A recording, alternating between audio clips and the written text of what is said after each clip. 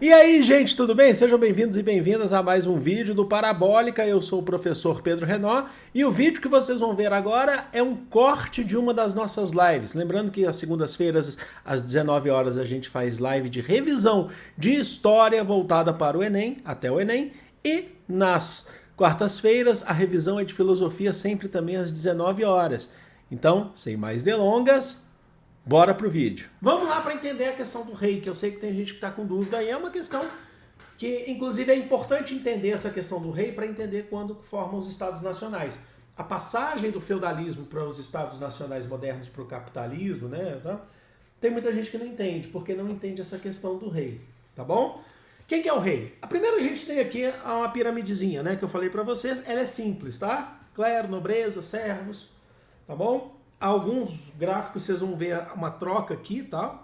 Mas não tem importância, depende do teor dessa pirâmide. Aqui a gente está falando em grau de educação, economia, tá? Educação, economia e proteção, ó, e trabalho, que é a base, né? É a maioria, beleza. Quem que é o rei aqui? Vamos lá, gente. O rei concedia terras aos senhores e era respeitado pelos seus títulos, posses, tradições. Muitos desses reis, eles são de origem lá do mundo antigo. Eles mantiveram o seu reinado dos povos germânicos, por exemplo. Agora atenção, aqui que é o ponto. Por favor, não esquecer. No feudalismo, é baseado na produção, certo? Proteção, não só na produção. Proteção e produção. Porque é dentro do feudo que se produz alimentos. E é dentro do feudo que se treina cavalarias. Certo? E quem que está produzindo isso? O senhor feudal. O rei é o dono do reino, ele é respeitado por suas tradições, pelos seus títulos, pela sua terra, terra é dele. Só que dentro de um reino, atenção para o esqueminha aqui, e já daqui a pouco tem um exemplo aqui. Faz de conta que aqui é um reino.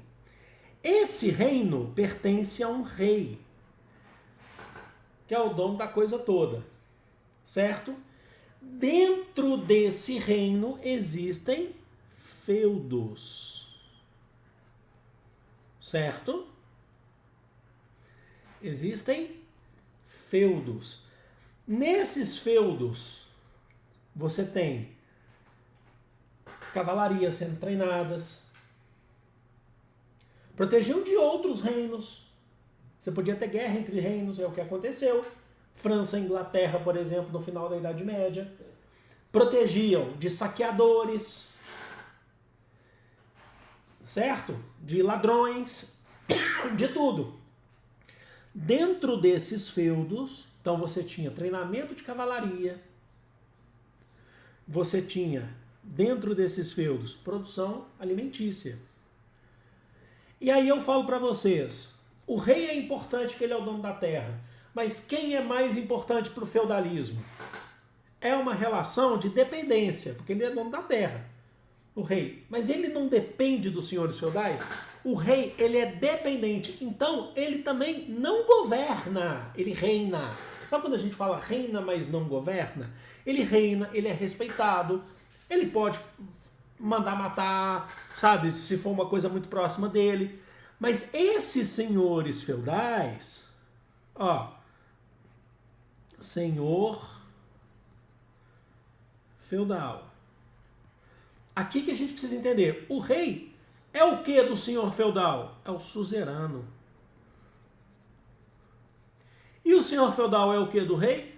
Vassalo.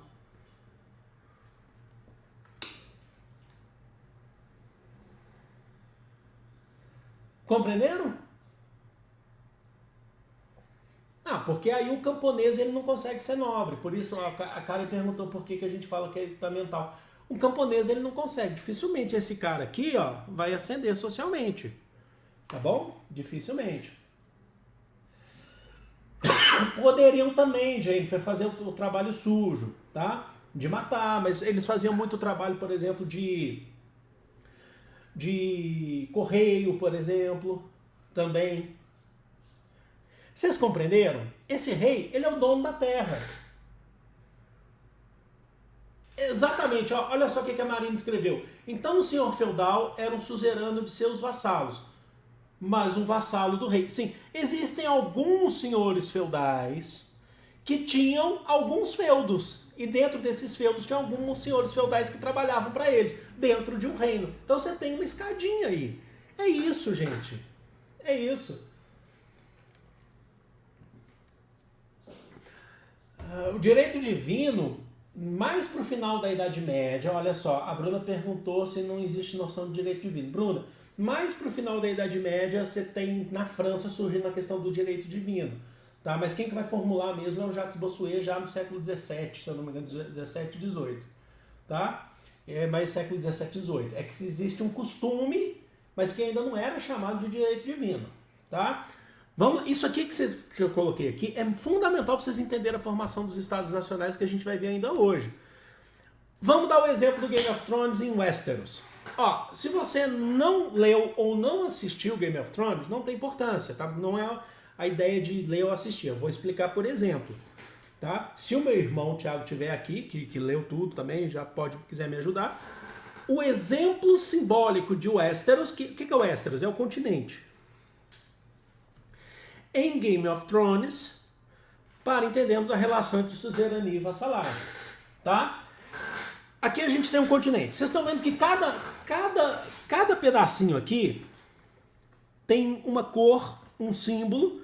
Aqui o famoso, né, que são os Starks, né, que são os lobos, né, que falam que são do norte, de gelo, mas aí o pessoal, além da muralha que está aqui, fala assim, não, do norte não, é a gente que está no norte. Sempre tem alguém mais ao norte, né? Tá bom? Vai ter também sobre a história do Brasil, tá? A gente vai ter também. Tá chegando, serão as segundas também. A gente vai começar a revisar depois. É que precisa dar a introdução a geral antes.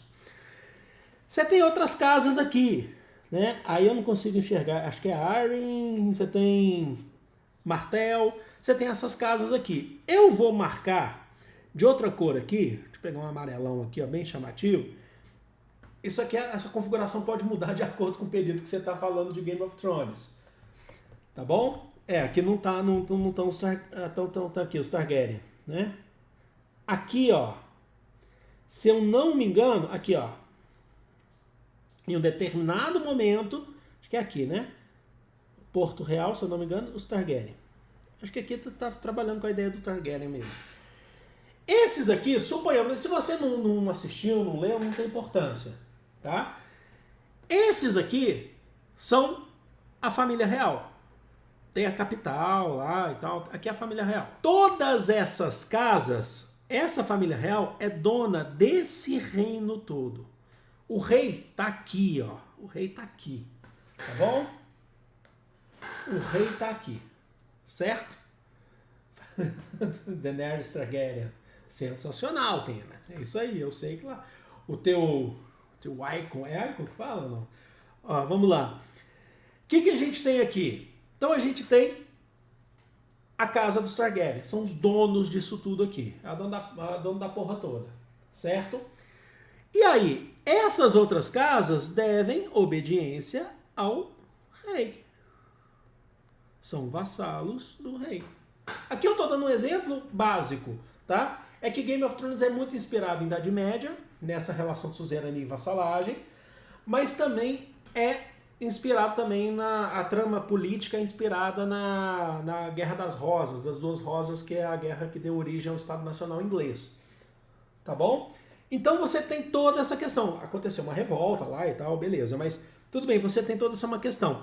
Às vezes, você vai lá e tá lá vendo lá o Game of Thrones, você vê que dentro dos Starks tem lá um castelão cabuloso que é dos Stark. Tô dando um exemplo, tá? E aí você tem alguns castelos que são menores, que são vassalos da família maior. E a família maior deve vassalagem também à família do rei. Aqui no Game of Thrones o rei governa, tá? Ele não é que governa, ele tem um pouquinho mais do que a gente imagina que é na Idade Média. Mas vocês compreenderam qual que é essa relação? Não é uma relação simples, mas também não é um negócio complexo de se entender.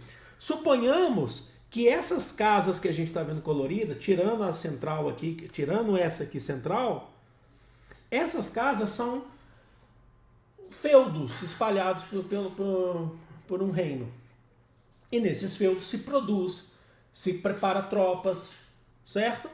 E se deve obediência não, se deve respeito ao rei central. Compreenderam?